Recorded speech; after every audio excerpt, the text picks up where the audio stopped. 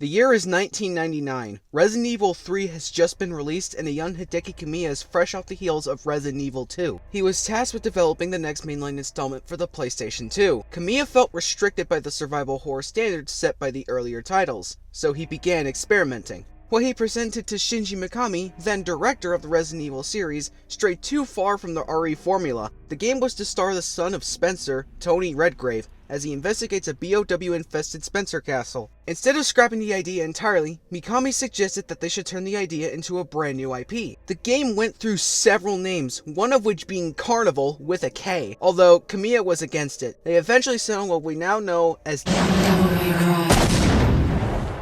It was released in August of 2001 to both critical and financial success. Many praised its gameplay mechanics, stylish action, story, characters, and world building. Over the course of 22 years, we had 4 new mainline entries, a reboot, an anime, at least 3 mobile games, several patch slot games, and another anime coming out this year. Anyway, getting back on track, it was clear that Devil May Cry was a hit. Now, if it wasn't obvious enough, I wasn't alive when the first game came out. In fact, I didn't discover the Devil May Cry series until many years later, when I saw the trailer for DMC5 at E3. Rest in peace. Even then, I wasn't super interested because obviously I hadn't played all the other games at that time. It took me until March of 2022 to finally play the game via the HD collection. After that, the rest was history. The first Devil May Cry is something special to me. I could be biased because it was the first one I played, but man is it good. In today's video, I will be reviewing the first Devil May Cry. Consider this sort of a follow-up to my ranking every DMC video. I mentioned that I wanted to go into more detail about DMC 1, but didn't have the time. I do now though, so let's get started.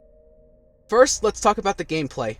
To put it briefly, it's janky, but in a good way. It was revolutionary at the time, but you can feel its age. The combat on its own is incredible. While nowadays it's a lot simpler compared to the later entries, it's still a lot of fun. The weapons are a big part of that. Of course, they would be expanded to a degree in future titles, but they still feel amazing to use. Aside from Devil Sword Sparta, my favorite weapon has to be Ifrit.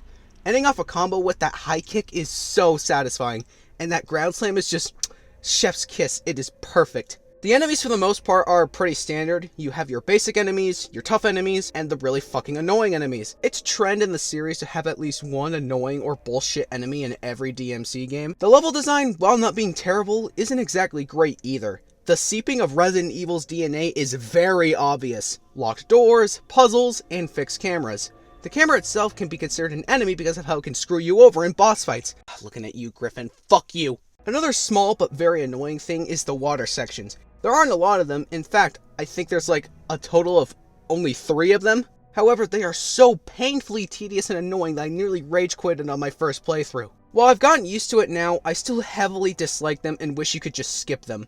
The bosses are challenging, but mostly in a good way. I'd say the most annoying or downright terrible bosses are Nightmare and Mundus. So, while I was working on this script, I decided to try and finish the game on hard mode.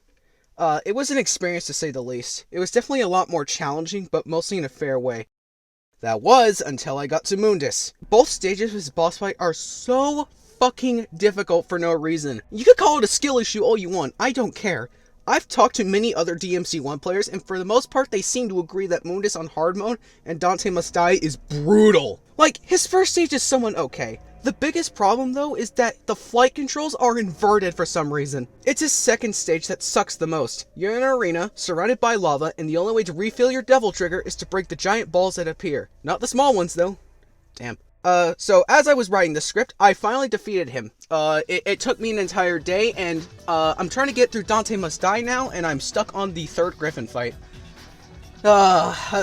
Kamiya, as much as I love you, man, what was wrong with you? Who hurt you, man? Overall, DMC's gameplay for the most part is really good. As I said earlier, it still has its bullshit, but the good stuff outweighs it. Devil May Cry's narrative is probably the weakest part of the game, but it's not a bad thing. To put it simply, it's both incredible and downright stupid. In the game's intro, it is explained that 2,000 years ago, a demon by the name of Sparta woke up to justice and sealed the gateway between the human world and the underworld. Afterwards, he would meet a woman named Eva and have 2 sons. Then suddenly, he just disappeared. Even to this day, it's still unknown if Sparta is either wandering the demon world somewhere or dead. It is most likely the latter though. We are then introduced to the man himself, Dante, the son of Sparta, who lost his mother and brother to demons 20 years ago. A woman who goes by the name Trish visits Dante and tells him that Mundus, the demon responsible for killing his family, has returned. Dante agrees to help her, not only to avenge his family, but also because Trish looks like Dante's dead mother. They go to Malay Island, which is where Mundus is located, and split up to go find him. After that, the plot basically stops for a while until it eventually needs to be brought back to explain something. If it isn't obvious by now, Devil May Cry is very light when it comes to story, although as I said before, that's not a bad thing. The plot, while being very basic and simplistic, makes up for it with its environments and character building. Dante himself is the epitome of goofy, but in a cool way. He's cocky, makes fun of his enemies, and is a show-off. You have these super serious enemies and bosses which would make the average person shiver in fear, and you face him against Dante, a joke-cracking wise-ass who doesn't give a shit about who they are.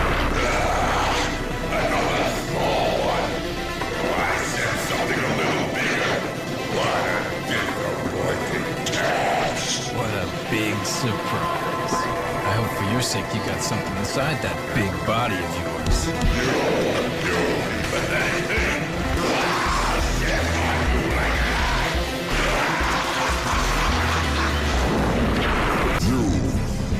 Are you the human, the son of Sparta who challenges the darkness for this? Block off, Featherface, or you can stick around and find out the hard way. Dante, I will return, and I will rule this world!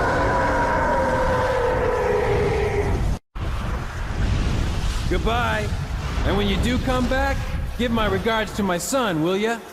The best part about him though is that his playful muckery isn't done to a point where he's annoying or irritating. He has his moments where he shows a bit of seriousness, and it's done in a pretty good way.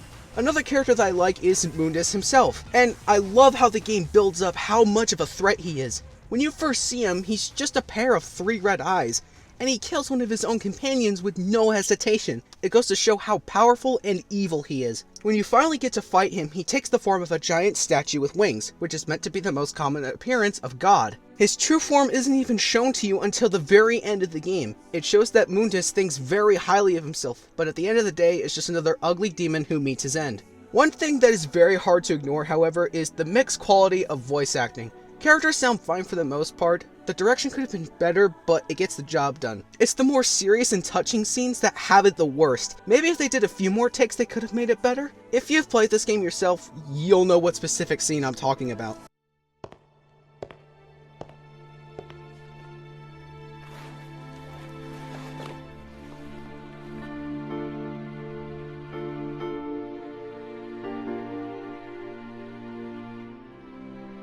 My mother risked her life for me. And now you, too.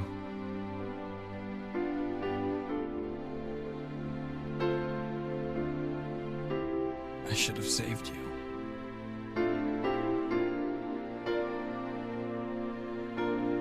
I should have been the one to fill your dark soul with light!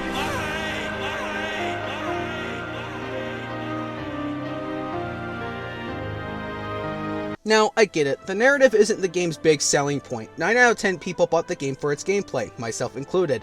Although, for being the first game in the series, I'd say it did pretty alright. If you asked me, I would say DMC 3 has the best narrative in the entire series, but DMC 1 is probably a close second. This will probably be the shortest section of the video, but I don't care. I want to really quickly rave about the setting and music. The environments are fucking incredible.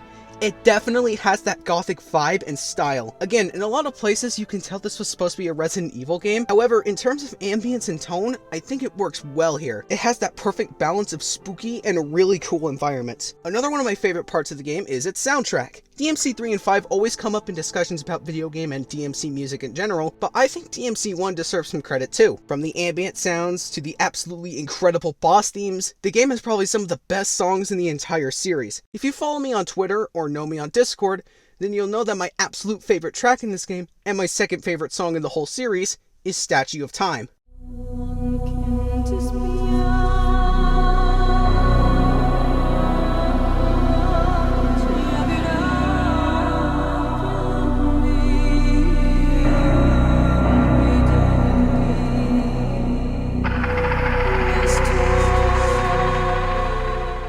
To me, it has that very unique type of vibe, and the background vocals add so much to it. It also has that nostalgic feel to me that is hard for me to explain. I'm sure there's music nerds out there that can describe it better than I can, but man, if you haven't listened to it, go do so right now. It's on Spotify.